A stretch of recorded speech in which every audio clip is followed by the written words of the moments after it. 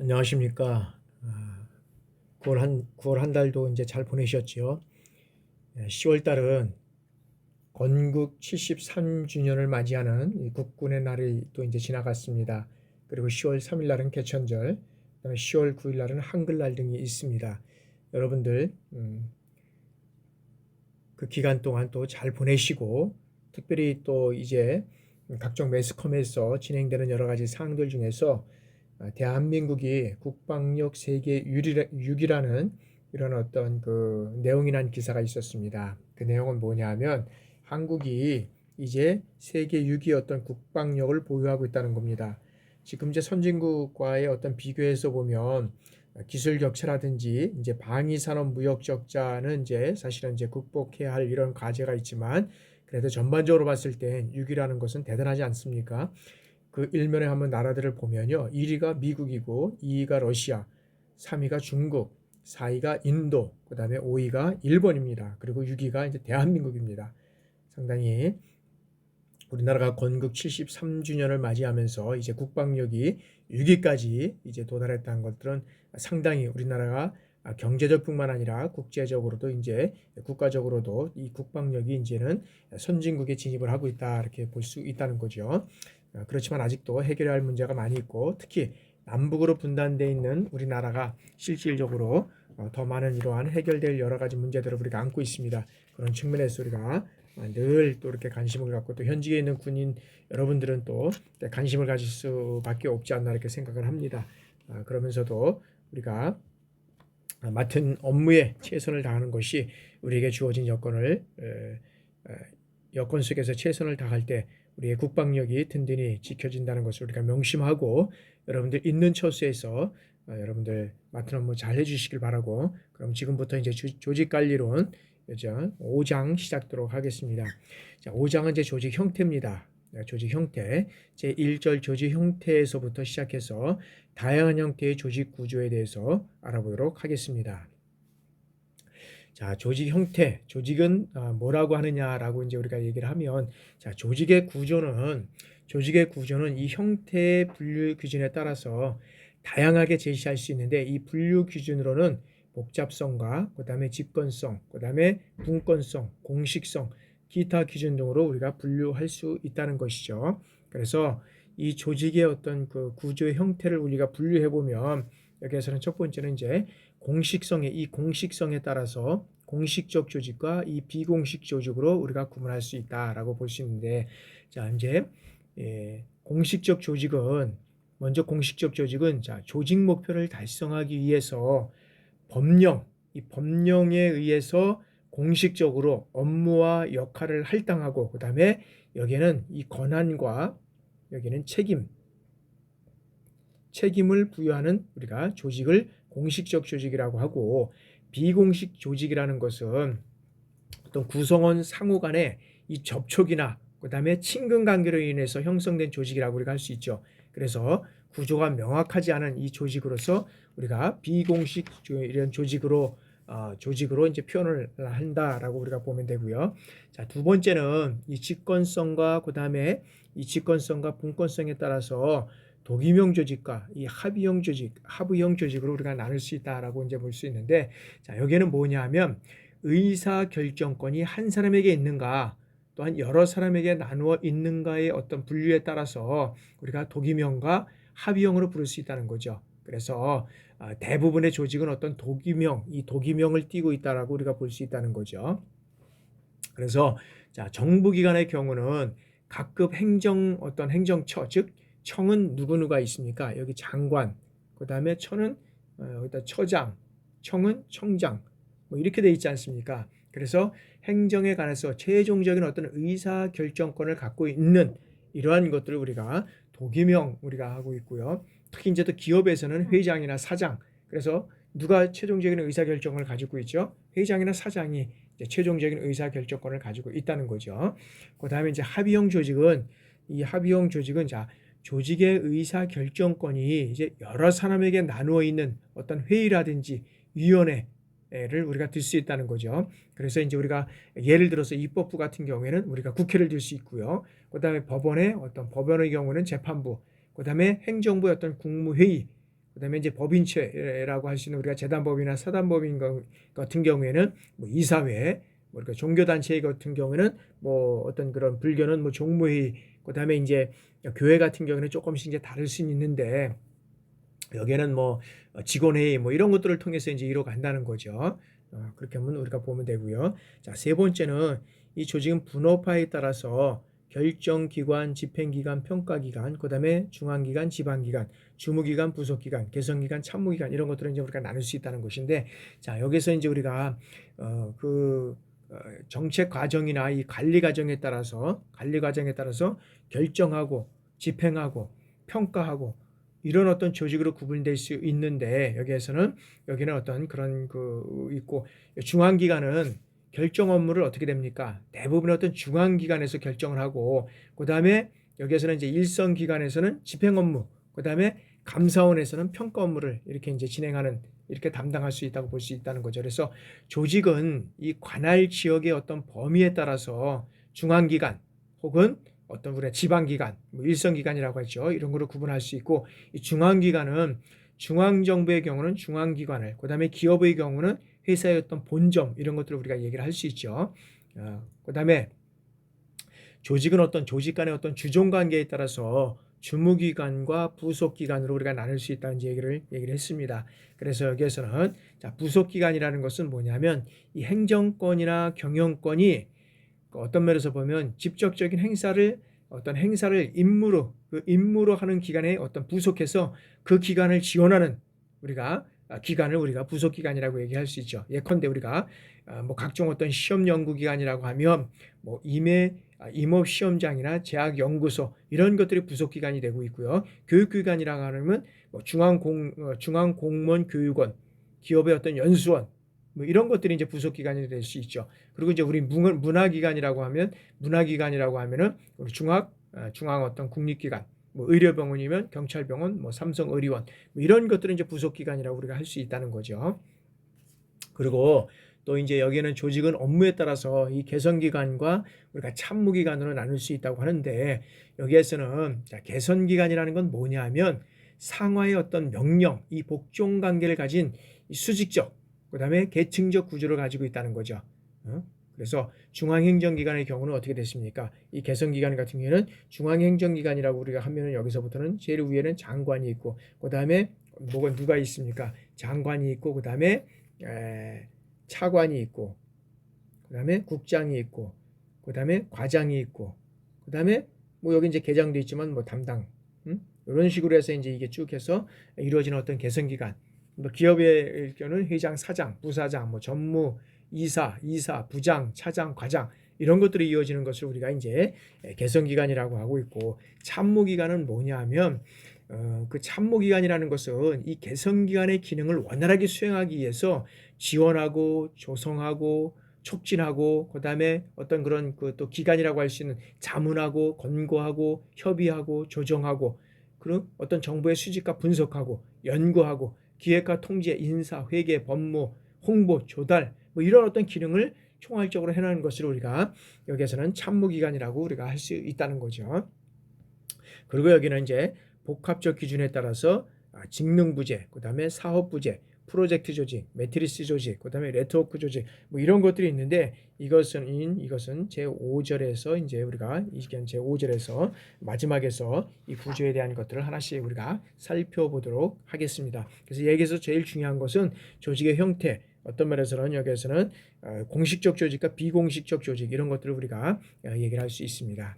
자, 공식적 조직과 비공식적 조직도 들어갔네요. 비공식 조직인데, 자, 공식적 조직과 비공식 조직의 어떤 우리가 의의와 특징을 살펴보면, 자, 공식적 조직은 뭐냐면, 자, 조직 목표를 달성하기 위해서 이 법령이나 그다음에 정관 등에 의해서 공식적으로 이 업무와 역할을 할당하고, 그다음에 이 권한과 책임을 부여하는 조직이다. 그래서 공식적 조직은 다시 말하면 이 법령이나 정관, 그 다음에 여기에 이 법령과 정관에 의해서 그 업무가 진행되느냐, 이루어져가고 정식적으로 이루어져가느냐, 이 권한과 책임을 부여하는 우리가 조직이라고 하고 있고, 그 다음에 비공식적 조직은 자, 구성원의 어떤 상호간의 접촉이나 그 다음에 친근 관계로 인해서 형성된 조직, 그래서 이 조직의 구조가 명확하지 않은, 그래서 우리가 비공식 집단으로 우리가 이제 표현된다라고 우리가 할 수 있다는 것이죠. 그러면 이런 어떤 공식적 조직과 그다음에 비공식적 조직은 어떤 특징을 가지고 있느냐라는 것을 우리가 한번 먼저 살펴보도록 하겠습니다. 자, 공식적 조직은 인위적이고 그다음에 문서화되어 있고 그다음에 조직지향적이고 그다음에 능률의 논리가 갖춰져 있고 그다음에 가시적이고 전체적 질서를 특성화하는 데 있다는 거죠. 그러나 비공식적 조직은 비공식적 집단이라고 할 수 있는데 여기는 자연적이고 그다음에 비문서화되어 있고 개인지형적이고 감정의 논리, 그다음에 불가식적, 그다음에 부분적 이런 어떤 질서를 특징으로 하고 있다는 것이죠. 그래서 이러한 사항들을 우리가 한번 살펴보면 이러한 특징들을 살펴보면 자, 조직의 어떤 이 생성과 소멸의 면이 다르다. 이건 뭐냐면 자, 공식적 조직은 아까 했지만 인위적이고 계획적으로 생성되고 소멸된 이러한 조직을 얘기합니다. 그러나 비공식적 조직은 어떻게 돼요? 자연 발생적이고 이거는 자연 소멸적이다. 그래서 공식적 조직은 조직의 목표를 달성하기 위해서 인위적으로 만든 것이라고 우리가 할 수 있다는 거죠. 그러나 비공식적 조직은 자, 조직 구성원들의 어떤 욕구라든지 희망에 따라서 자연적으로 형성되고 소멸되는 것을 우리가 이제 비공식적 조직이라고 우리가 얘기를 할 수 있다는 거죠. 자, 두 번째는 자, 문서화 여부가 다르다. 이건 뭐냐 하면 자, 공식적 조직은 문서화되어 있다는 거죠. 아까 어떤 규정과 그다음에 어떤 그런 거기에는 어떤 법률적인 그런 거에 어떤 명시가 되어 있고 그거에 따라서 일을 한다고 그랬잖아요. 그리고 비공식 조직은 문서화되어 있지 않는 거예요. 그래서 이 공식적 조직의 어떤 외양은 어떻게 됩니까? 조직기구, 그다음에 도표화에 나와 있어요. 그러나 비공식 조직은 그렇지 않다는 거죠. 그래서 공식적 조직은 이 어떤 것은 이 활동들은 뭐냐면 문서화되어 있고 그다음에 법규와 규정 여기에 이제 기본이 되어 있다는 거죠. 여기에 따라서 업무를 수행하고 권한과 책임이 따른다는 거죠. 그러나 비공식적 조직에서는 어떻습니까? 그때마다 어떤 인간관계에 의해서 운영되는 것을 우리가 여기는 비공식 조직이라고 했다. 그래서 문서화가 되어 있지 않다는 거죠. 세 번째는 자, 어떤 지향의 대상이 다르다라는 거죠. 자, 공식적 조직은 조직 자체의 어떤 목표 달성을 우선시한다는 거죠. 그러나 비공식적 조직은 조직 구성원들의 어떤 욕구 충족을 우선시한다는 거죠. 그래서 공식적 조직에서는 조직의 어떤 구조라든지 관리 등에서 이 조직 목표를 달성하기 위해서 통합하고 조정을 강조하고 있다는 거죠. 그러나 비공식적 조직에서는 구성원들의 어떤 다양성이라든지 개성이 강조되고 있다라고 우리가 보시면 되고요. 자, 네 번째는 지배의 논리가 다르다는 것이죠. 자, 공식적 조직에서는 구성원 개개인들의 어떤 대규모 조직이 하위 구성 단위로 존재하기 때문에 개개인의 어떤 감정보다는 조직이 추구하는 이 목표 달성의 극대화를 위해서 능률성의 논리를 위해서 지배해야 한다는 거죠. 그러나 비공식적 조직은 어떻게 됩니까? 이 목표 달성의 극대화를 어떤 그 비공식 조직에서는 구성원들의 어떤 인간관계에 바탕을 두고 있으므로 상호 간에 동료 간에 어떤 인격적 우호감이라든지 정서 이런 것들에 의존을 하기 때문에 여기는 감정의 논리가 지배되어 있다라고 우리가 볼 수 있다는 것이죠. 그다음에 이제 이 가시성 여부가 다르다. 자, 공식적 조직은 문서화되어 있다고 그랬죠. 그래서 대규모 조직이기 때문에 가시적이고 외면적인 데 반해서 이 비공식 조직은 자연 발생적이고 그다음에 대부분 소집단이어서 비가식적이고 내면적이다라는 거죠. 그리고 여섯 번째, 이 질서의 범위가 다르다. 자, 공식적 조직의 범위는 전체적으로 봤을 때 이 질서라고 할 수 있는 그런 부분이 있다는 거죠. 그러나 비공식적 범위는 어떤 부분적 질서를 가지고 있다라고 우리가 보면 됩니다. 그래서 왜냐하면 이 비공식적 조직이 공식 조직의 안에 있기 때문에 여기에서는 어떤 면에서는 부분적 질서이다라고 때 왜 그러냐면 공식적 조직 안에 비공식 조직이 포함되어 있기 때문에라고 본다는 거죠. 그래서 공식 조직이 여기는 개서제의 어떤 정상에서 최하위까지 이르는 것이 여기에는 어떤 면에서 보면 공식적 조직이라고 본다 그러면 비공식적 조직은 공식 조직의 어떤 그 일부에 분산되어 있는 거다. 그래서 여기는 이 개서적이라고 하는 것은 이 상위 계층부터 하위. 그래서 여기에서는 우리가 공식적 조직 행정부에서 보면 장관서부터 이래 가지고 말단의 어떤 담당자까지를 우리가 얘기를 하는 거고요.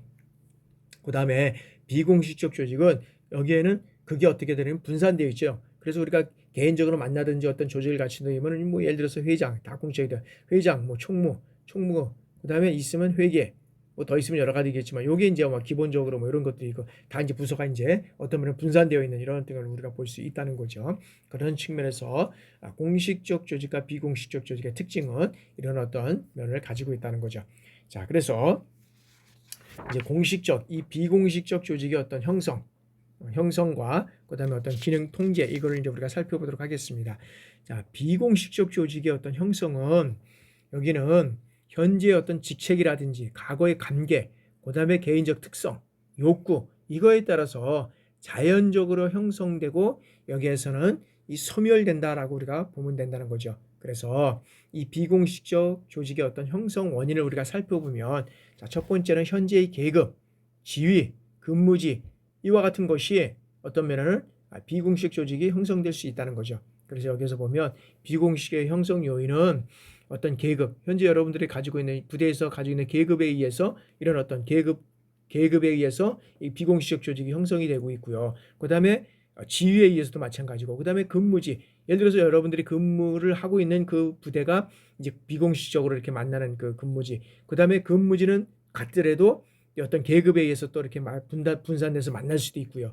통합돼서 만날 수도 있고 뭐 이런 여러 가지 어떤 그런 걸 통해서 비공식 조직이 형성되고 있다는 거죠. 그러나 근무진 다르더라도 또 특히 어떤 그런 뭐 부대에서 뭐 이제 요건 두 번째인데 두 번째 한번 보겠습니다. 자, 과거의 어떤 관계라든지 출신 학교, 그다음에 출신 지역, 과거의 어떤 직접, 그다음에 직장, 혈연, 기속적 사유 이거에 의해서 이제 비공식 조직이 형성이 되는데 여기에는 뭐냐면 뭐 과거의 어떤 면에서 보면 뭐 고등학교 뭐 동문회라든지 뭐 어떤 향후회, 그다음에 뭐 종친회, 그다음에 어떤 면에서 보면 여기에서 보면 뭐 어떤 그 인간한 동기든지 인간 동기 뭐 이런 것으로 인해서 이제 여기에서는 그 비공식적 조직이 형성될 수 있다는 거죠.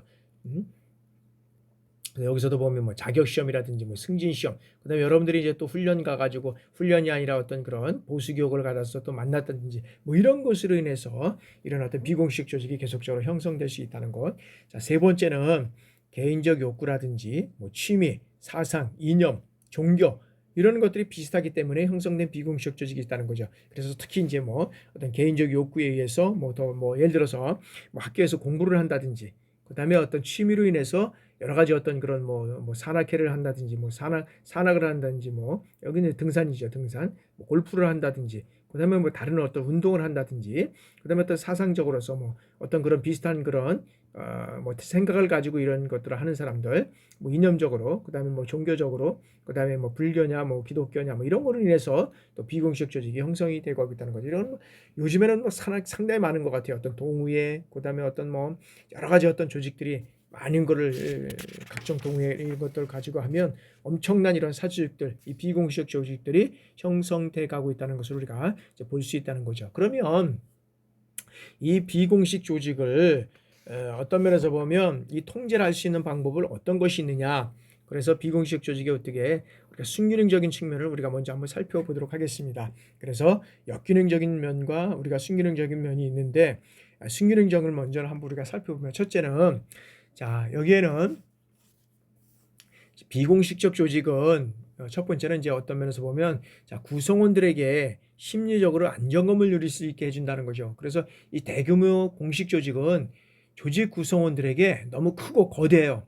그래서 거기에 쉽게 접근할 수 없다는 거죠. 그리고 접근하지 못하니까 어떻게 됩니까? 소외감마저 느끼게 된다는 거죠. 그래서 비공식 조직에 참여함으로써 조직 구성원은 어떻게 됩니까? 소속감, 그 다음에 소속감을 느끼고, 소속감을 느끼다 보니까 거기에는 뭘 느끼게 됩니까? 안정감을 느낄 수 있다는 것이죠. 자, 두 번째는 자, 비공식 조직은 조직 구성원들에게 서로 간의 어떤 행동의 기준을 제시해 준다. 그래서 이런 어떤 면에서 보면 공식적 조직이 조직 구성원들에게 모든 어떤 행동 기준을 제시할 수는 없습니다. 그렇게 된다 그러면 비공식적 조직을 통해서 어떻게 부대 생활을 해야 되고, 어떻게 선후배를 대해야 되고, 어떻게 예를 들어서 새로 들어오는 어떤 신입병 이런 어떤 그런 장병들을 병사들을 대해야 될지 이런 것들을 이제 여기에서는 비공식적 조직을 통해서 제시할 수 있는 이런 어떤 순기능적인 요소가 있다는 거죠.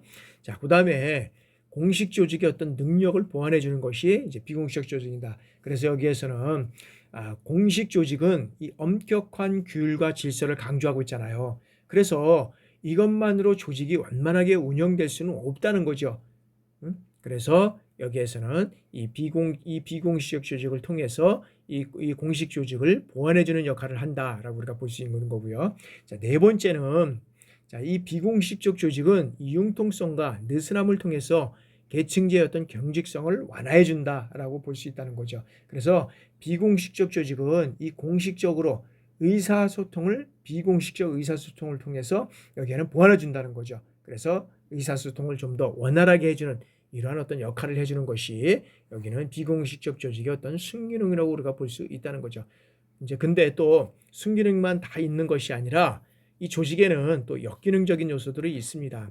그래서 비공식적 조직의 어떻게 역기능을 한번 살펴본다고 하면, 자, 첫 번째는 자, 여기에는 여러 가지가 어떤 면에서 보면 있지만은 여기에서는 자, 부분적 이익을 강조해서 이 정실행위가 만연되고 있다는 거죠. 정실행위. 이 정실행위는 뭐냐면 여러 가지가 있잖아요. 우리가 지연, 그다음에 학연, 그다음에 뭐가 있습니까? 지연, 학연, 그다음에 또 뭐가 있나요?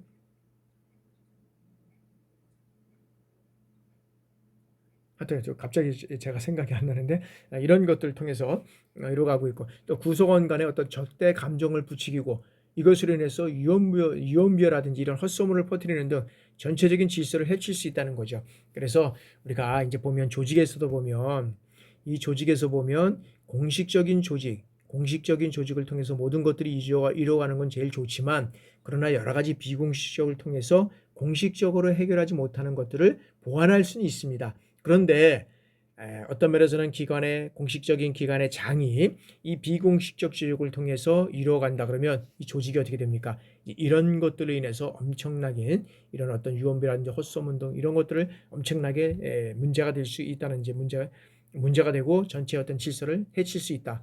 그래서 조직이 와해될 수 있다. 이런 것들을 우리가 눈여겨보고, 특히 이제 우리 보면 정부에서도 보면 그런 요소가 많이 있었잖아요. 우리가 어떤 면에서는 정권에서도 보면, 그래서 어떤 비선 실세 뭐 이런 것들까지 이제 우리가 볼 수 있는데, 그것까지는 아니겠지만 이런 어떤 전반적인 어떤 조직에 있어서 어떤 그 비공식적 조직을 잘 활용해야지 이런 조직을 공식적으로 거기에다 활용을 해서 이뤄간다 그러면 이런 것들로 인해서 상당히 많은 여기 또 요소들이 발생할 수 있다는 것을 우리가 이제 볼 수 있고, 그러면 이러한 요소를 통제할 수 있는 방법은 무엇이냐? 자, 첫 번째는 공식 조직의 어떤 목표와 비공식 조직의 목표를 일치시키는 겁니다. 그래서 나가는 방향이 일치해야 되지만 동일하게 있다는 거죠. 이게 각각 다르면 보고하는 방향도 틀리고, 그다음에 여기에는 이러한 요소들이 여기에서는 일어날 수 있다라는 거죠. 자, 두 번째는 관리자는 이 비공식적 조직의 존재를 이해해 줌으로써 양조직 간의 어떤 대립과 이 갈등을 해소하고 구성원 간의 이 불안감을 해소해 줄 수 있다는 것이죠.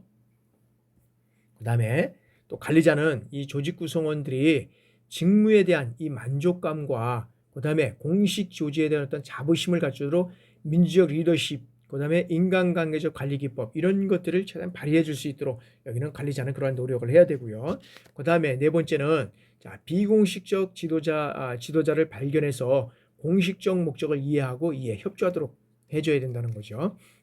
다섯 번째는 통제가 불가능할 경우 구성원은 어떤 면입니까? 전출시키고 격리시키는 방법 등을 통해서 강제적으로 통제하거나 또는 최후의 방법으로서 비공식 조직 자체를 어떻게 됩니까? 이 결성 자체를 허용하지 않고 해체한다는 거죠. 해체. 저쪽 허용하지도 않지만 해체해야 된다. 그래서 이 통제는 여러 가지 우리가 다섯째 방법까지 우리가 알아봤지만, 이 방법들을 통해서 우리가 공식적 조직을 통해서 보완할 수 없는 방법은 분명히 비공식적 조직을 통해서 보완할 수는 있다. 그러나 이것들이 통제가 되지 않으면 공식적인 조직 자체가 와해될 수 있고 거기에는 엄청난 문제가 따를 수 있다는 것을 우리가 생각을 해서, 조직 내에서도 여러분들이 특히 조직에 생활하고 있는 여러분들이기 때문에 이런 어떤 조직들을 잘 눈여겨보고 또 이것들을 여러분들의 업무에 적용할 수 있었으면 참 좋겠습니다. 자, 한국의 어떤 조직에서 비공식 조직을 어떤 관리하는 측면에서 우리가 살펴보면, 자, 한국의 어떤 조직에서 이 비공식 조직은 자, 긍정적 측면과 분명히 이 부정적 측면이 이 공존할 수 있다는 것을 우리가 서로 우리가 그 측면을 우리가 이해해야 된다는 거죠. 특히 이 정적인 어떤 우리나라는 정적인 문화유산을 가지고 있다는 거죠. 그래서 아까도 했지만 지연이나 혈연, 아까 했지만 학연 이런 것들로 인해서 이 비공식 조직이 인사 부분에 많은 영향을 주고 있으므로 조직까지는 어떻게 됩니까? 비공식 조직의 기능을 이 존중하고 인정하면서도 그 폐해를 최소화할 수 있는 인간적 노력이 요구된다라고 본다는 거죠. 그래서 우리나라는 특히 보면 자, 우리가 미국 같은 데는 이 문화가 다릅니다. 이 실용주의잖아요. 실용주의. 그래서 실용주의 늘 예를 들어서 트럼프라든지 다른 대통령이 나오면 자국의 어떤 이익이 없으면 가감하게 이거 우리가 보면 여러 국가에서 보면 우리가 아프가니스탄이라든지 그다음에 우리가 또 하나 어디였었나요? 모가디슈라는 나라 거기에 이제 어떤 국제 공항이었었죠. 그러다 이제 우리가 철수하는 이런 모습들을 우리가 보잖아요. 근데 우리는 이 정적인 정의 문화, 정의 어떤 문화입니다. 그래서 그거 가서 울고 그다음에 어떤 면에서 보면 내가 남이냐 뭐 이런 어떤 정치권에서도 보면 이런 것들을 하면 또 그냥 안 해줘야 되는데 그런 또 찍어주고 또 해주잖아요. 뭐 이런 문화라는 거죠. 그게 어떤 면에서는 나쁘다고는 할 수 없겠지만 그러나 이런 것들이 비공식적 조직이 이 공식적 조직을 어떤 면에서 보면은 그것이 예를 들어서 보면 비공식적 조직이 공식적 조직을 어떤 면에서 보면은 무시한다든지 그다음에 이 비공식적이 조직에 의해 앞서간다든지 이런다 말하면 항상 문제가 있다는 거죠. 그래서 이런 것들을 어떤 최소화할 수 있는 인간적 노력이 여기에서는 이제 이루어져 나가야 된다라는 것을 우리가 볼 수 있다는 거죠. 자, 이제 특별히 이제 여기에서는 자, 위원회 조직입니다. 위원회와 공동관리 위원회에서 자, 위원회의 어떤 의의라고 우리가 보면 자, 위원회는 뭐냐면 세 가지가 있습니다. 특정한 주제를 심의하고 결정하고 그다음에 결정하기 위해서는 뭘 띱니까? 합의성을 띠고 그다음에 마지막으로 다시 한번 심의하고 결정을 한다. 그래서 첫 번째는 이 위원회라는 것은 여기에서는 심의하고 결정하는데 자, 위원회에서 모든 문제를 토의하고 결정하지는 않습니다. 여기에서는 위임받은 범위 내에서 여기는 구체적인 어떤 문제라든지 중요한 문제만을 우리가 다룰 수 있다는 거죠. 모든 문제를 다 위임받아가지고 하는 건 아니라는 거죠. 그래서 때로는 위원회 어떤 구성원 간의 이해관계가 상반될 수도 있죠. 입장차가 클 수도 있고요. 그래서 여기에는 이런 것들은 그런 것들은 의안으로 어떤 상정되기도 하지만 실질적으로 봤을 때는 이제 실적으로 보면은 위원회에서는 위임받은 범위 안에서 행하는 것이 여기에서는 심의하는 것이 위원회 어떤 그런 기능이라고 할 수 있죠. 자, 두 번째는 합의성을 띈다. 그러니까 뭐냐하면 자, 여러 사람이 집단적으로 의사결정에 참여하고 그다음에 공동으로 책임을 지는 것이 위원회입니다. 그렇기 때문에 참여하는 구성원은 어떤 면에서 보면 특정 부문을 대표할 수 있는 이런 사람들로 구성하는 것이 좋고요. 그다음에 개인보다는 어떤 면에서는 집단을 강조하는 것이 더 좋다라고 할 수 있다는 거죠. 그리고 여기에서는 이 합의의 내용은 가결이나 부결로 할 수 있고요. 그다음에 합의의 형식은 어떤 면에서는 원칙적으로 우리가 다수결의 원칙을 할 수 있습니다. 다수결의 원칙을 할 수 있습니다. 그러나 예외적으로 만장일치를 우리가 따르는 경우도 많이 있죠. 왜? 그 어떤 위원회의 어떤 그런 위원회에서 만장일치를 했다 그러면 다른 데서 결정한 것을 우리가 어떤 면에서는 상당히 또 쉽게 보지 않는다는 거죠. 그래서 만장일치제를 따르는 경우가 있고요. 자, 문제나 어떤 사안의 특성 이런 경중에 따라서 이제 표결의 원칙이 또 결정될 수 있다라고 우리가 보면 되는 거죠.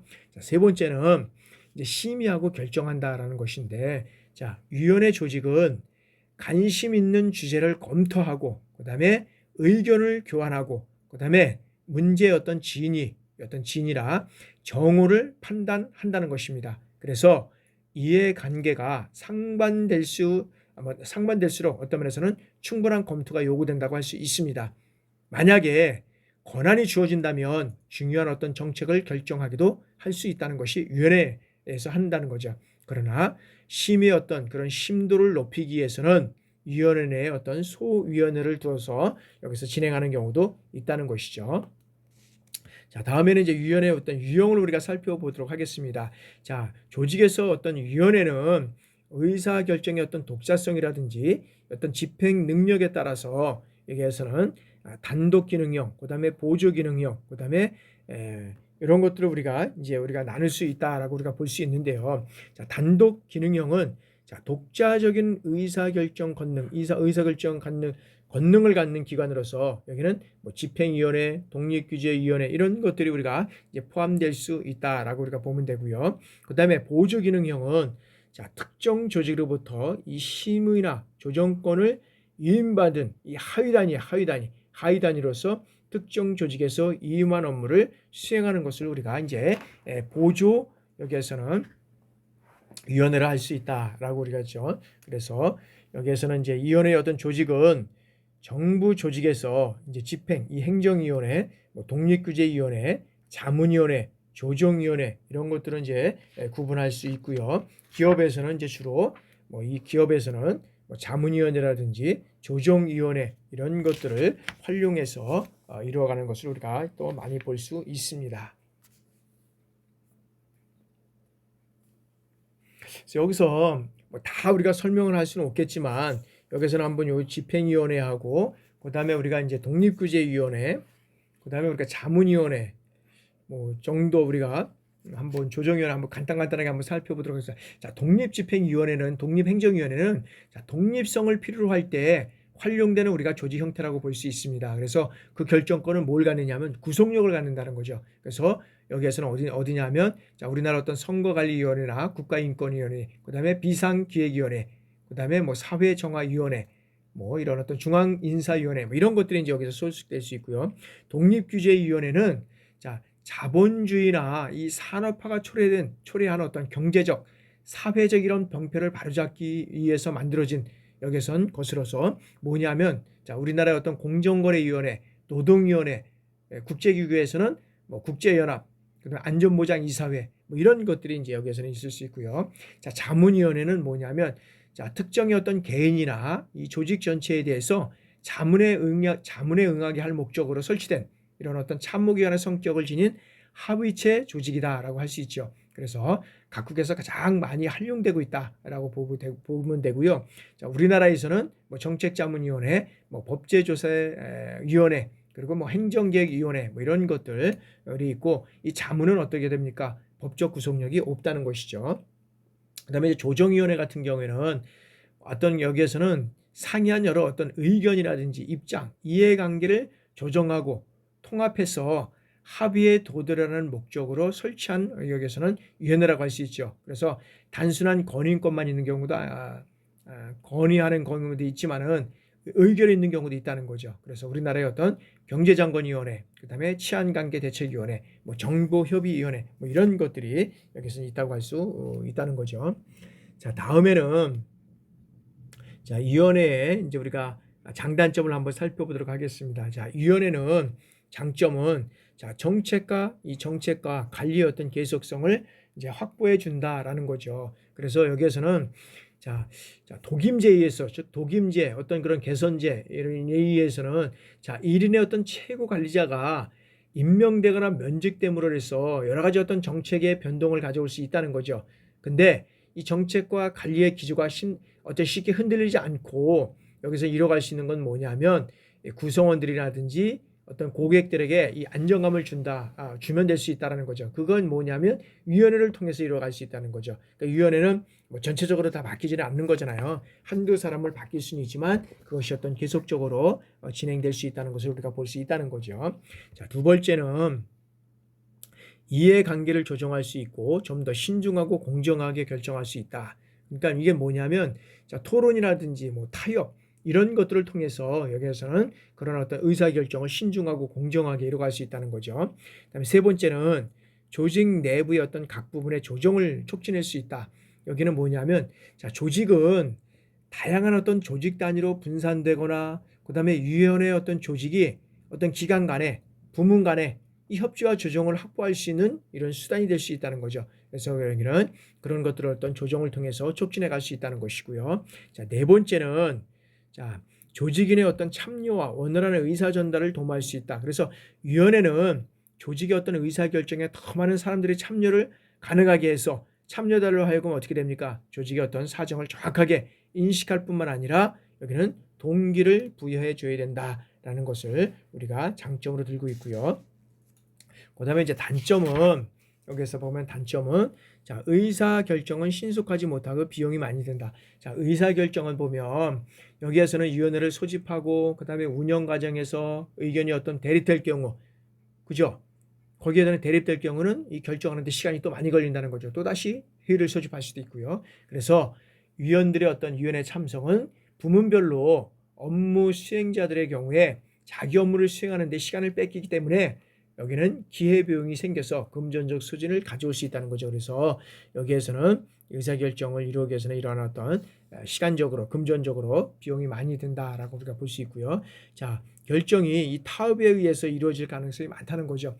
그래서 어떤 면에서는 자, 다수원들의 어떤 최소 이 공배 수만을 반영하는 타협에 의해서 이루어지는데 여기에서는 자, 어느 누구에도 손해를 입히지 않는 어떤 흥정에 의해서 이 흥정 즉 이 타협이라지만 흥정에 의해서 이루어질 수 있다, 결정될 수 있다라고 우리가 이런 가능성이 많이 있다라고 우리가 볼 수 있다는 것이고요. 셋째는 자, 결정에 대한 어떤 책임 회피 현상이 발생될 수 있다. 그래서 위원회의 결정은 어떤 책임의 공유라든지 이 분산을 가지고 있다는 거죠. 그래서 책임을 느끼기 어렵다는 거죠. 그래서 어느 위원 누구도 어떤 진실한 책임자가 되기 어렵다는 거죠. 그래서 보면 정부에도 보면 이 위원회를 많이 활용하고 있어요. 그래서 위원회에서 결정을 했기 때문에 뭐 어떤 면에서는 최고 결정권자가 뭐 최종적으로 결정을 했지만 이 위원회에서 결정한 것을 반영해서 이루어졌다 그러면 참 그것도 참 어려운 문제가 많이 있다는 거죠. 학교에도 그래서 모든 각종 위원회가 많습니다. 그래서 뭐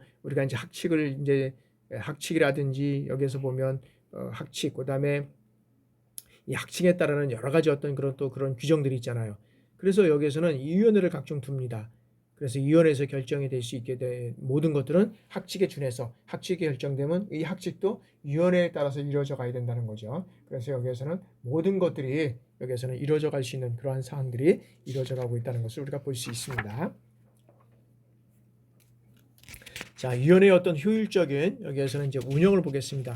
자, 위원회의 어떤 단점을 극복하기 위해서 이제 와이리히와 쿤치의 어떤 지침의 견해를 보면 여기서 첫째는 자, 권한의 내용을 우리가 여기는 확인해야 된다는 거죠. 자, 위원회의 권한이 의사 결정을 위한 것인지, 권고를 위한 것인지, 그다음에 심의를 위한 것인지, 통일을 위한 어떤 쟁점 이런 것들을 하기 위한 것인지, 그래서 여기에서는 그런 것들을 위원회 어떤 권한의 내용을 우리가 확인해야 된다는 것이고, 그러니까 위원회의 권한이 어디까지를 해야 되는 건지를 확인해야 되는 것이고요. 두 번째는 규모를 확정해야 된다는 거죠. 그래서 어떤 위원회의 규모는 어떤 심의를 증진시킬 수 있는 것인지, 그다음에 거기에 따라서 조직의 요구의 폭이라든지 전문성 이런 것들을 여기에서 그런 것들을 위해서 어떤 면에서 보면 뭐 충분한 시간을 여기에서는 낭비하거나 우유부단한 이러한 어떤 것들을 초래해서는 안 된다는 이런 어떤 것들을 이루어져 가고 있고요. 세 번째는 자, 위원은 요구되는 자질을 갖춰야 된다. 그냥 뭐냐 하면은 여기에서는 위원회가 성공하기 위해서는 위원들 그들이 봉사하는 어떤 이익 집단이나 근무하는 부서의 어떤 대표자가 되어야 된다는 거죠. 그래서 필요한 능력을 갖추고 있어야 한다는 거죠. 그리고 거기에 따라서 의사소통을 잘할 수 있는 능력이 요구돼야지만 이런 어떤 효율적인 운영을 가져올 수 있다라고 보는 거고요. 그다음에 토의 주제는 주의 깊게 선정이 돼야 된다. 그래서 위원회를 효과적으로 운영하기 위해서는 관련 정보가 사전에 잘 회람되고, 그다음에 위원들이 어떤 회합 전에 그 주제를 연구할 수 있도록 사전에 그런 것들을 그 자료를 사전에 줘서 그거를 잘 분석하고 그다음에 올 수 있는 그런 것들이 여기는 이루어져 가야 된다는 거죠. 그다음에 이제 토의 주제는 주의 깊게 선정이 돼야 된다. 그래서 여기도 마찬가지고 그런 것들을 사전에 회람해서 의원들이 회합하고 그 주제를 연구할 수 있도록 해줘야 된다는 것이고요. 다섯째는 자, 적합한 위원장의 선택이 요구된다. 자, 위원장은 회의를 계획하고 어떤 면에서는 의제를 준비하고 위원들에게 어떤 연구의 결과와 유용한 이런 것들을 사전에 인식시키고 그다음에 그것들을 통해서 토의나 어떤 진행을 명확하게 해 가야 된다는 거죠. 근데 회의를 능률적으로 주재함으로써 위원회가 갖는 어떤 단점을 최소화할 수 있는 이런 어떤 위원장들이 그 역할을 해가야 된다. 여섯 번째는 회의록을 작성하고 보존해야 된다. 그래서 회의가 효과적으로 운영되려면 회의록을 작성을 해야 되고 그 회의록을 회람하고 검토해야 된다는 거죠. 그래서 최종적으로 회의가 마무리될 때까지 회의록은 수정될 수 있다라고 우리가 보면 된다는 것이죠. 자, 다음에는 회의체 구조와 이제 공동 관리 구조인데, 자, 회의체 조직은 자, 이거는 합의제 형태였던 대표적 형태로서 이 회의체 구조는 국회와 지방의회의 어떤 본회의, 그다음에 대법원의 어떤 전원재판부와 그다음에 헌법재판소의 전원재판부, 정당의 전당대회, 그다음에 인민대표회의와 의원총회, 기업의 어떤 이사회, 유엔총회 이런 것들이 어떤 보통 그 최종적인 의사결정권을 갖는 것을 회의체 조직이라고 할 수 있고요. 공동관리 구조는 정당이라든지 대학교, 연구소, 어떤 법률 법인, 고대 어떤 전문적 조직 이것들을 통해서 어떤 조직이 의사결정권을 갖는 중요한 권한을 참여하는 것을 우리가 여기에서는 그런 얘기를 할 수 있죠.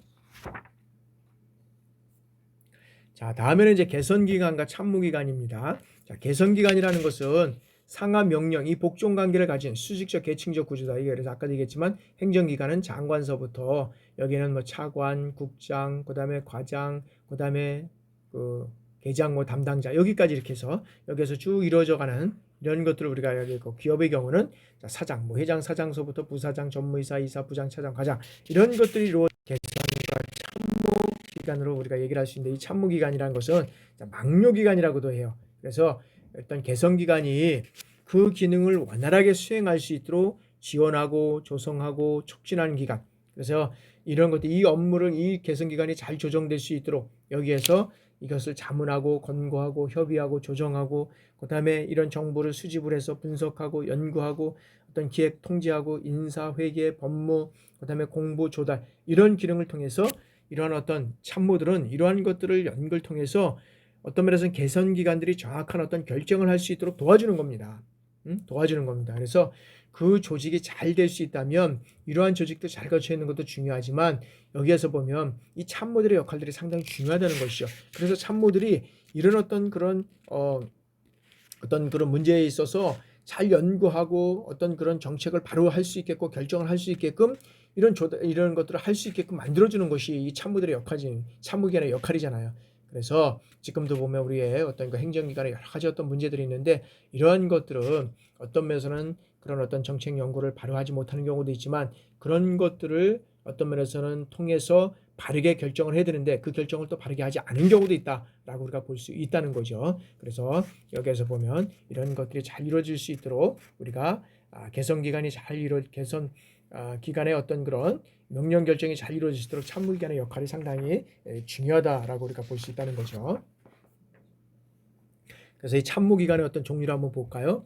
자, 참모기관의 역할은 개인 참모와 일반 참모, 특별 참모가 있고요. 이 참모 조직은 군대 조직에서 우리가 이제 보병사단을 갔을 때 보면 사단장을 중심으로 해서 여기에는 이제 이 개선 조직이라고 할 수 있는 거는 연대장, 그다음에 여기는 대대장, 그다음에 중대장, 그 다음에 소대장 이렇게 돼 있잖아요. 그 다음에 분대장 뭐 이렇게까지 있다 그러면 개인 참모는 전속부관입니다. 개인 참모는 특별 참모는 여기는 공병, 병참, 정비, 통신, 의무, 헌법 뭐 특별하게 어떤 이제 적어도 있을 수 있겠지만 의무 참모로 그다음 일반 참모는 여기는 1, 2, 3, 4 이제까지 이제 뭐 축해서 보면 인사, 정보, 작전, 군수, 관리 참모 뭐 이렇게 해서 조금씩 뭐 틀릴 수는 있겠지만 이런 어떤 부대에 이렇게 봤을 때는 여기서는 개인 참모, 일반 참모, 특별 참모로 우리가 분류할 수 있는 것을 우리가 볼 수 있다는 것이고요. 그래서 우리가 이제 참모 기관에 여기에서는 이제 그 참모 기관의 어떤 조언과 여기는 자문 기관을 우리가 보면은 대부분의 어떤 그런 참모 기관은 최고 관리자 어떤 면에서 보면 고위 관리자들의 어떤 의사 결정을 지원하기 위해서 전문적인 지식과 정보를 제공하고 자문하는 기능을 우리가 여기에서는 조언 자문 기관이라고 얘기를 한다. 그래서 우리가 특별하게 보면 여기서 조언 자문 기관은 어디 있습니까? 비서실 이런 역할을 하는 거죠. 기업의 경우는 회장 비서실 이런 역할을 하고요. 가정적 기관은 어떤 조직이든 조직의 직접적 목표를 달성하는 기관을 여기에서는 간접적으로 여기에서는 지원하는 기구가 있다라는 거죠. 그것이 뭐냐면 이 가정적 기관이라고 할 수 있는데, 이 가정적 기관은 뭐냐면, 자, 총무부에서 총무과, 서무과, 그렇죠. 그다음에 여기서는 인사, 조직, 예산, 물자라든지 시설, 홍보, 법제, 뭐 서무 업무를 담당하는 이런 어떤 기관에, 여기는 그 역할을 또 담당하는 이런 어떤 그 가정적 기관이, 이런 기구들이 있다는 거죠. 자, 그다음에 이제 개선기관과 참모기관의 어떤 비교와 관계를 보면, 자, 개선기관, 참모기관의 어떤 특징을 보도록 하겠습니다. 자, 첫째, 조직 목표 달성 측면에서 보면 이 개선기관은 조직의 목표를 직접 달성하고, 참모기관은 이 개선기관의 활동에 영향을 줌으로써 감정적으로 기여하는 거죠. 그죠? 그다음에 조직에는, 자, 조직에서 사용하는 이 권한의 측면에 견한하면서 보면은 개선기관은, 자, 의사 결정의 권한과 이를 집행하는 권한이 있다는 거죠. 개선기관은. 그러나 참모기관은 의사 결정에 대해서 이 조언하는 권한, 이 조언을 하는 권한만 있는 거죠. 결정할 수 있는 권한은 없는 거죠. 참모한테는. 자, 이 조직의 어떤 원리적인 측면에서 봤을 때 개선기관은, 자, 계층제의 원리와 명령 통일의 원리가 적용된다. 그래서 개선제는 뭐냐면, 한 사람의 이 명령 통일, 상급자, 부하의 이 명령 통일에 의해서 원리가 이루어지지만, 참모기관에서는 기관의 장의 어떤 인격을 확정하는 그러한 역할을 참모기관에서는 이제 진행해 나간다라고 우리가 볼 수 있다는 거죠. 자, 넷째는, 자, 고경면에서 보면 개선기관은 제어와 서비스, 이 공급의 대상인 고객과 직접적인 대면을 하고 이루어져 갈 수 있는데, 참모기관은 어떻습니까? 기관장이나 주요 관리자에게 대면을 한다. 그래서 뭐 참모기관은 대면을 할 수, 실적으로 보면 이런 것들을 통해서 대면에서 좋은 어떤 보지 역할을 할 수 있는 그런 역할도 필요하지만, 실적으로 보면 이런 역할을 해서 이런 그 개선기관에, 여기서 보면 장들은 지시를 하고 이런 측면이 있죠. 그래서 개선기관과 참모기관의 어떤 장단점을 비교해 보면, 개선기관의 장점은, 자, 권한과 책임의 한계가 명확하죠. 그다음에 활동이 매우 신속하고 능률적이고 조직의 안정성을 확보하고 있다는 거죠. 그러나 단점으로 봤을 때는 이 개선기관의 장이 독단적인 의사 결정을 할 수 있고 전문 지식의 활용이 제한될 수 있다. 그래서 개선기관은 소규모 조직에 적합하다라고 우리가 볼 수 있다는 것이고요. 자, 참모기관의 장점은, 자, 기관장의 어떤 통솔 범위를 확대시키고 수평적 업무 조정이 용이하고, 그 다음에 전문 지식을 합리적으로 이용할 수 있고 조직의 신축성과 동태성을 확보해 줄 수 있다라는 이런 장점을 가지고 있을 수 있다는 것이고요. 그 다음에 이제 이런 어떤 그 단점을 우리가 보면, 단점은 참모는 최종적인 책임을 집니까, 안 집니까? 참모는 최종적인 책임을 안 지잖아요. 그러나 개선기관의 어떤 그런 장은 이런 어떤 의사결정의 최종적인 권한을 의사결정을 하지만 거기에 대한 책임과 권한도 있다는 거죠. 그래서 이런 정확한 의사결정을 할 수 있도록 또는 참모기관은 여기에서는 그런 역할을 해줘야 된다는 거죠. 그러나 단점은 의사전달의 혼란성이 있고 참모기관은 대규모 조직에 적합하다라고 우리가 볼 수 있다는 거죠. 그 다음에 개선기관 참모기관의 관계는, 자, 기능상 이 분업이지만 실적으로 개선기관과 참모기관에는 불화와 갈등이 존재할 수 있다라고 여기에서는 얘기를 할 수 있는데, 어떤 것이냐 하면, 어떤 그런 그 분화와 갈등이 존재할 수 있느냐 하면은, 자, 갈등과 분쟁이 일어나는 원인은 뭐냐면, 자, 개선기관이 좀 더 현실 지향적이고 집단적이고 보수적이에요. 그런데 참모기관은 어떻습니까? 미래지향적이고 개인적이고 개혁적이라는 거죠. 이런 측면에서 최고 관리자를 중심으로 한 어떤 지휘라든지 영향력의 확대, 이런 것 때문에 이제 갈등이 일어날 수 있다라고 우리가 볼 수 있다는 거죠. 다양한 형태의 어떤 조직 구조를 이제 우리가 보겠는데요. 다양한 형태의 어떤 조직 구조를 우리가 보면, 조직 구조에서는 실질적으로 보면 직능제, 어떤 그런 직능 국제 조직, 이런 것들을 통해서 우리가 이제 볼 수 있는데, 자, 직능 부재 조직은 뭐냐면, 이 조직은 전체 조직을 직능별, 기능별, 분야별로 분류에 따라서 이제 조직화는 시키는 것을 우리가 이제 직능제 조직이라고 얘기를 할 수 있는데, 여기에서는 이러한 것들을 보면 어떤 규모의 경제를 활성화시킬 수 있고 인력과 장비를 전략할 수 있고, 그다음에 분야별로 이 전문성을 확보할 수 있는, 이러한 어떤 그런 장점을 가지고 있다는 거죠. 그러면 여기에서는 이러한 어떤 장점만을 가지고 있냐라는 거죠.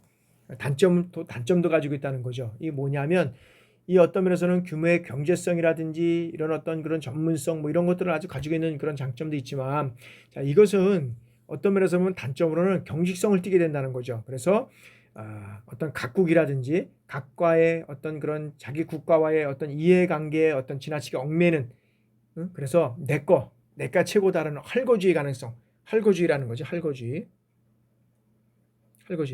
뭐냐면 내게 최고다. 그래서 각 국이라든지 여기에서 어떤 면에서 보면 이게 어떤 그런 업무 협조와 조정이 안 된다는 거죠. 이런 측면을 우리가 가지고 있다는 거죠. 그래서 직능형, 기능형 조직의 형태는 사장하고서 이런 것들을 통해서 실적으로 이루어갈 수 있고, 인력관리부, 생산관리부, 재무관리부, 판매형부, 이것보다도 회사 간의 관계에 따라서 틀릴 수 있지만 이런 어떤 조직적인 이런 활동들을 우리가 가지고 있다는 거죠.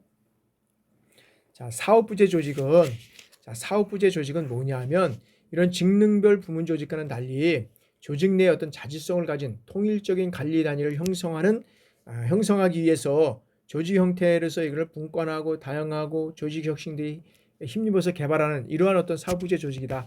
사업부재 조직은 여기에서는 조직 내 어떤 의사 결정 기능을 보강하고 합리성을 확보해주기 위해서 여기에서는 조직의 어떤 하위 단위 간의 자율과 책임, 이것들을 동시에 제공하는 특성을 가지고 있다라고 우리가 볼 수 있다는 거죠. 자, 다음에는 이제 프로젝트 조직입니다. 이 프로젝트 조직이라는 건 뭡니까? 자, 특정한 어떤 조직의 목표를 달성하기 위해서 일시적으로 조직 내 어떤 인적이나 물적 자원 이런 것들을 결합해서 행사하는 거죠. 그래서 뭐 군대에서도 어떤 그런 일시적으로 어떤 그런 그 군의 어떤 그런 조직 목표를 달성하기 위해서, 예를 들어서 뭐 팀 스피릿을 위해서라든지, 그다음에 어떤 그런 그 어떤 뭐 그 사단 어떤 전투력 확장을 하기 위해서 이게 뭐 어떤 그 팀의 어떤 프로젝트를 조직하기 위해서, 어떤 것들을 조직을 하기 위해서, 어떤 그런 걸 육군본부의 어떤 그런 프로젝트를 제출하기 위해서 이런 것들을 그 조직을 본인이 가지고 있지만 이러한 조직 내에서 사람을 끌어모아서 여기는 어떤 그런 프로젝트를 하기 위해서 팀을 만드는 거죠. 그런 걸 통해서 여기 이뤄가야 된다라는 거죠. 그래서 이 프로젝트의 관리자는 어떤 면에서는 뛰어난 리더십과 추진력이 있어야 된다. 그래서 이것들을 요구할 때, 왜? 각 부서에서 인력과 물자를 또 지원받을 수도 있고 사람을 지원받아야 되기 때문에 여기는 뛰어난 어떤 그런 리더십과 추진력이 요구되고 있다라는 거죠. 그래서 이 프로젝트의 특성은, 자, 프로젝트별로 분화해서 조직을 도모하고 있고, 임시적이고 일시적인 조직이고, 그다음에 권한의 어떤 계층적 요소보다는 직무에 따라서 이루어져 가는 거기 때문에, 그다음에 조직의 장은 그 조직을 관리하는 데 전반적인 책임과 우리가 권한을 여기에서는 가질 수 있다라고 우리가 볼 수 있다는 거죠. 자, 다음에는 이제 매트리스 조직인데, 여기는 활동을 어떤 직능, 기능 이런 부분으로 전문화시키면서 이 전문화된 부분들을 프로젝트로 통합시킬 이러한 단위를 갖기 위해서 여기에는 이제 고안된 조직이라고 하는데, 여기는 복합구조라고 한다. 다시 말하면 뭐냐면, 자, 기존의 기능 부서의 어떤 상태를 유지하고 있어요. 각종 부서 상태를 다 기능 부서의 상태를 유지하고 있습니다. 그러면서 특정한 프로젝트를 위해서 서로 다른 어떤 부서의 어떤 인력들이 함께 어떤 면에서 어떤 그런 그 조직 설계를 이뤄가는 방식이다라고 우리가 한번 할 수 있죠. 조금만 해서 보면 이 프로젝트 조직하고는 조금 어떤 면에서는 좀 다른 그러한 가지고 있는데, 여기에서는 각 기능의 부서의 상태를 유지하고 있고 특정한 프로젝트를 위해서 여기에서는 인력이 일하는 어떤 조직 설계다라고 우리가 할 수 있다는 거죠. 이 매트리스 조직의 어떤 특성을 보면, 자, 매트리스 조직은 어떤 그 두 조직 구조, 즉 직능 구조와 프로젝트 구조가 서로 보완 관계에 있다라고 우리가 볼 수 있고요. 그래서 여기에서는 조직의 어떤 면에서 보면 그 한 사람의 부하는 두 사람의 상사를 갖고 있다는 거죠. 왜? 여기 부서, 여기 조직, 이 조직도 있고 여기에 이 조직이 있기 때문에. 그래서 명령 통일의 원칙이 적용하기 곤란하고, 그 다음에 이 두 가지 구조가 공존함으로 인해서 권한과 책임이 명백하게 해야 된다는 거죠. 그리고 구성원들의 어떤 강한 성취 욕구를 충족시켜줘야 하고, 그 다음에 조직 구성원의 어떤 책임감, 참여감 이것들을 증진시켜줘야 되고, 그다음에 구성원 상호 간의 어떤 이런 구성원의 직능 기관 간에 일어날 수 있는 이 갈등을 최소한으로 해소해 줄 수 있는 이러한 것들을 통해서 이루어져 갈 때 매트릭스 조직은 어떤 면에서는 그 조직의 성과를 이뤄갈 수 있다라고 우리가 볼 수 있다는 거죠. 자, 마지막으로 이제 우리가 네트워크 조직을 보겠습니다. 네트워크 조직은 뭐냐면 이제 여기에서는 이제 그 티보사, 이 티보사의 어떤 가상 네트워크를 보면 자, 기술 개발에 집중하기 위해서 생산업체가 있고 그다음에 고객 지원 기능이 있고 마케팅, 홍보, 그다음에 물류 이런 것들이 있다는 거죠. 그래서 이건 뭐냐면 이런 것들을 하기 위해서 수평적 조직과 이 협력 관계, 협력을 통해서 확장해 나가는 구조다. 그래서 이 네트워크 종체의 강점은 뭐냐? 설비나 시설에 막대한 투자를 하지 않고 그다음에 제품이나 서비스의 개발을 신속하게 할 수 있어요. 왜? 각 부분에서 이루어져 가기 때문에. 그래서 이러한 일단 인력 문제 부담을 덜 느끼고 있고 환경 변화에 유기적으로 대응할 수 있다는 이러한 조직의 특성을 가지고 있다는 거잖아. 그러나 이런 어떤 강점만을 가지고 있는 것이 아니라 이 약점은 뭐냐면 여기 다 떨어져 있다 보니까 어떻게 통제가 완벽하게 이루어질 수 없다는 거죠. 그리고 협력 업체와 이 문제가 생기면 조직 전체가 위험에 빠질 수 있다는 거고, 그 다음에 조직원들의 어떤 충성심을 확보하기 어렵다는 거. 왜? 각 기관에 다 여기에서는 이런 어떤 나눠져 있기 때문에 여기서는 그렇게 될 수 있다는 거죠. 그래서 전반적으로 여기에서는 이제 조직의 어떤 형태를 우리가 이제 살펴봤습니다. 조직의 형태 중에서 제일 중요한 것은 우리가 공식적 조직과 비공식적 조직이죠. 공식적 조직과 비공식적 조직은 어떤 면에서 보면 그 어떤 면에서는 의의가 뭐고 그다음에 거기에는 특징이 뭐냐 여기에서 이런 것들을 여러분들이 잘 알아주시면 현재 여러분들이 근무하고 있는 부대에서 이런 조직을 잘 활용하고 그다음에 적용한다 그러면 여러 가지 또 뭐 우리가 어려운 점이 없을 수는 없겠지만 그러나 그 조직을 잘 활용한다 그러면 업무를 배가적으로 상승할 수 있는 이러한 우리가 요소가 있다라고 볼 수 있을 것 같습니다. 여러분들 지금까지도 이 조직 형성에 대해서 이제 강의를 들었는데 여러분들 장시간 강의 듣냐고 수고 많으셨습니다. 이제 여러분들도 한 주간 또 승리하시고 다음 주에 보도록 하겠습니다. 강의 듣냐고 수고 많았습니다. 감사합니다.